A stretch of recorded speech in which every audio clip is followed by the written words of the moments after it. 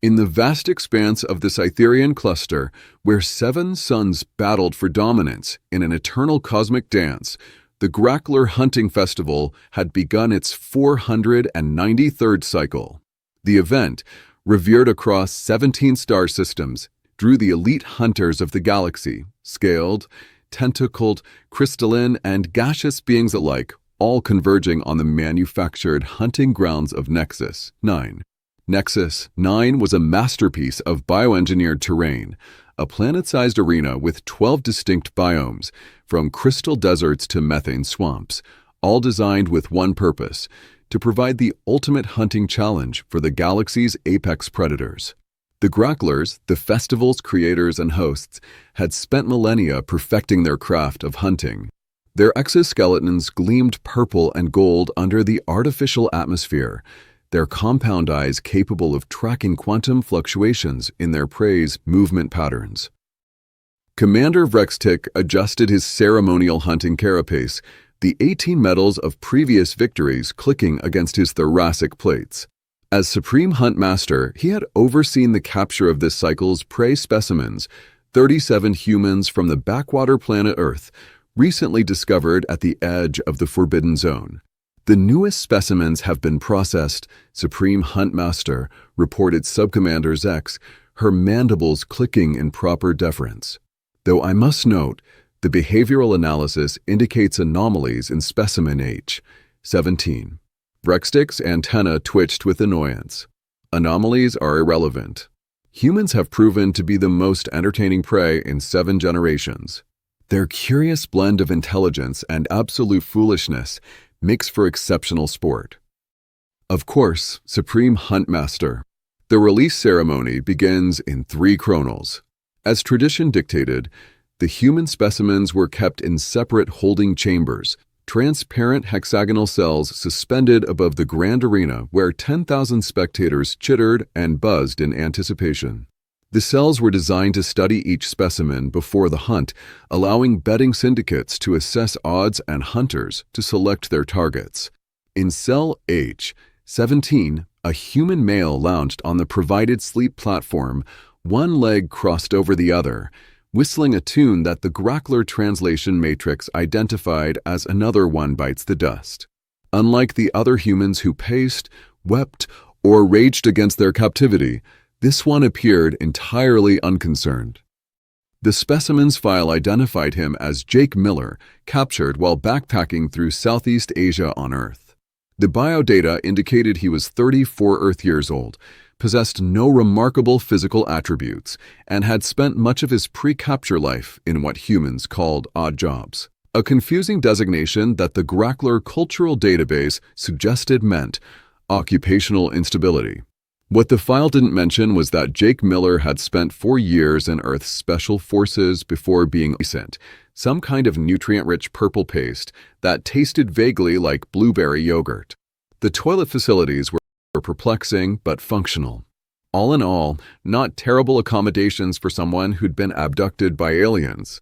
A shimmering field appeared at one end of his cell, and a holographic projection of Commander calculated at 0%. Jake nodded thoughtfully. So you're saying I'd be the first? I like those odds. The Supreme Hunt Master's compound eyes begins. The specimen will behave like all the others. As you say, Supreme Hunt Master, Zex replied, though her ocular receptors remained fixed on the strange human who had now begun to do what appeared to be casual stretching exercises. The release ceremony commenced with traditional fanfare. The hunting arena's atmospheric control created a swirling vortex of colored gases above the spectator rings. The 37 human specimens were transported in their cells to various entry points around the arena's perimeter. The ceremony was broadcast across the 17 star systems, with particular focus on the defending champion, Hunter Krovzik, whose record of 93 human kills remained unbroken. Jake's cell descended into a dense jungle biome. The transparent walls retracted with a pneumatic hiss, and a mechanized voice announced, Human Specimen H17. Your survival period begins now. Your hunting assignment is across his thoracic plates. Contact Hunter Krovzik. Tell him to proceed with caution. This specimen may be employing unknown tactics. Jake finished his inventory and stood up. Instead of heading deeper into the jungle, he walked back to where his cell had been and studied the ground carefully. Finding what he was looking for, a small circular indentation, he knelt and pressed his palm against it. A maintenance hatch designed for the arena's service drones slid open. Supreme Hunt Master. Zex's voice rose an octave. The human has accessed a maintenance tunnel. Rexstick's mandibles clacked furiously. Impossible. How could it know? Seal all maintenance access points immediately. But Jake had already slipped into the tunnel, pulling the hatch closed behind him. The narrow passage was illuminated by bioluminescent strips designed for the arena's mechanical servitors. Jake moved quickly, his compact human frame navigating the tunnels with ease. "I've studied the maintenance schematics," Jake muttered to himself. "If I'm right, these tunnels should form a network under the entire arena." What Jake couldn't know was that his words were being picked up by hidden microphones throughout the maintenance system, a security feature that was now broadcasting his strange behavior to increasingly confused Grakklar observers. "Supreme Hunt Master," Zex reported, "the human claims to have studied our maintenance schematics. This is impossible. No human has ever accessed such information." Rexstick's compound eyes narrowed to pinpoints. "Run a database check on specimen H-17. Compare facial recognition with all known human contacts with off-world species."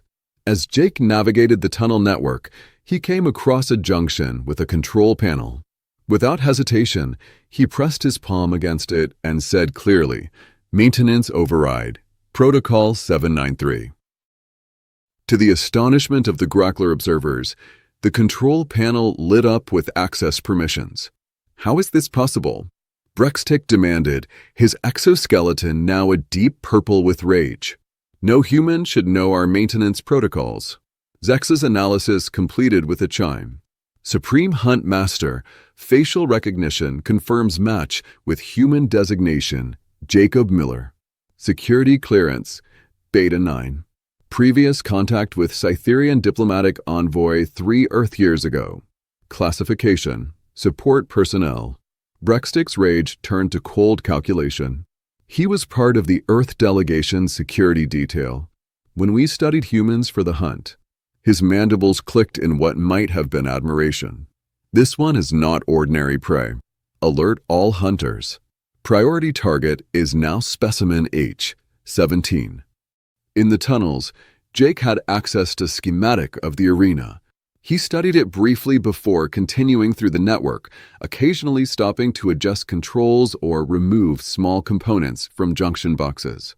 Each action was performed with the confidence of someone who knew exactly what he was doing. "The thing about Gracklars," Jake muttered to himself, unaware of the microphones, "is they're so obsessed with protocol they never think about who might be listening when they discuss their security systems.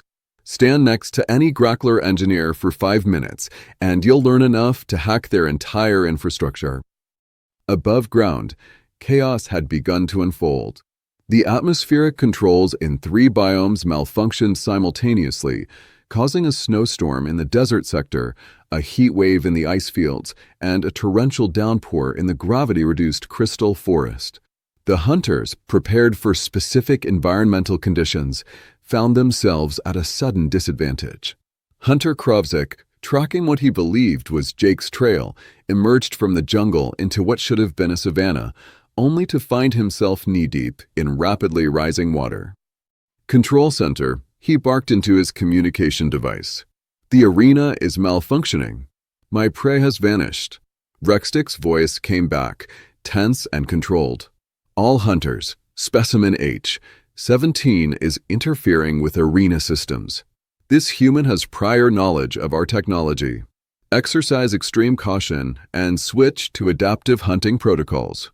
Jake, meanwhile, had found what he was looking for, a central hub where multiple maintenance tunnels converged. The room was filled with control panels and diagnostic equipment, clearly designed for the arena's engineering drones. "Jackpot," he whispered, cracking his knuckles before setting to work.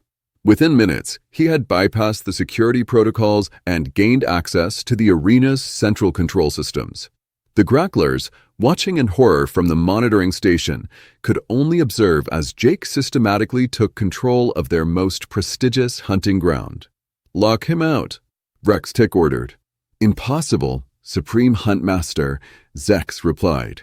"He's implemented a cascading encryption protocol. Our systems recognize his commands as priority overrides." Jake's fingers flew over the alien interfaces with surprising dexterity. "Let's see. Environmental controls, check. Security systems, check. Oh, and what's this? Containment protocols for the other humans? Let's just deactivate those." Throughout the arena, the remaining human specimens found their tracking collars deactivating with a soft click. Many were too frightened or confused to understand what was happening, but a few realized they had been granted an unexpected reprieve. Jake wasn't finished. He accessed the communication system, and his voice echoed throughout the arena, transmitted in both human language and Grakklar clicks. "Attention all hunters and, hunts. This is Jake Miller, apparently your new arena administrator. There's been a slight change to today's entertainment program. Instead of humans being hunted, we're going to try something new. It's a game I like to call Find the Exit Before the Arena Self-Destructs. Don't worry, I've helpfully marked all emergency exits with flashing red lights. You have 30 minutes. May the odds be ever in your favor." In the control center, Grakklar's exoskeleton had turned almost black with fury. "He's bluffing. The arena has no self-destruct sequence." Zex's analysis flashed warning signals. "Supreme Huntmaster, he's not activating a self-destruct. He's overloading the environmental systems to create a cascading failure in the atmospheric containment field. The effect would be similar." The arena, designed to maintain distinct biomes in careful balance, began to show signs of strain. Barriers between environments started to collapse, creating dangerous interactions, water rushing into electrical zones, methane mixing with oxygen-rich atmospheres, gravity fluctuations causing structural instabilities. Panic spread through the spectator rings as the prestigious event devolved into chaos. Hunters abandoned their prey to rush for the emergency exits. Administrative staff attempted to regain control, but found themselves locked out of their own systems. Jake, still in the maintenance hub, watched the confusion on the monitoring screens with satisfaction. He located the holding area where the captured humans were kept before being processed for the hunt and remotely opened the doors. "This is a jailbreak, folks," he announced over the intercom to the confused humans. "Follow the blue lights to the emergency shuttles. I've pre-programmed the coordinates for Earth. Fun voyage." In the main control center, Grakklar had reached a decision. Activate the emergency override. Shut down all systems. But Supreme Huntmaster, Zex protested, "That will strand everyone in the arena, including our own people. Better stranded than humiliated by a prey species." Grakklar's mandibles clacked with finality as he inserted his command key into the override console. The lights throughout the arena flickered, then stabilized. The environmental chaos continued unabated. "Override rejected," the system announced in pleasant Grakklar clicks. "Administrator authorization required." On the screen, Jake's face appeared, grinning. "Looking for this?" He held up what appeared to be the master control crystal. "I removed it about 20 minutes ago. You guys really should secure your critical infrastructure better." Grakklar's compound eyes narrowed to furious slits. "How did you access the control center?" "It's protected by triple redundant security protocols." Jake shrugged. "You know those basic survival tools you gave me? Turns out the metal in that cutting tool has the same resonance frequency as your security scanners. A little bend here, a little tap there, and, well, you practically gave me the keys to the kingdom." The Supreme Huntmaster's rage was now tinged with something new, respect. "What do you want, human? Name your terms." Jake leaned back in the control chair, spinning it casually. "It's pretty simple, actually. 1. You're going to release all humans and return them to Earth.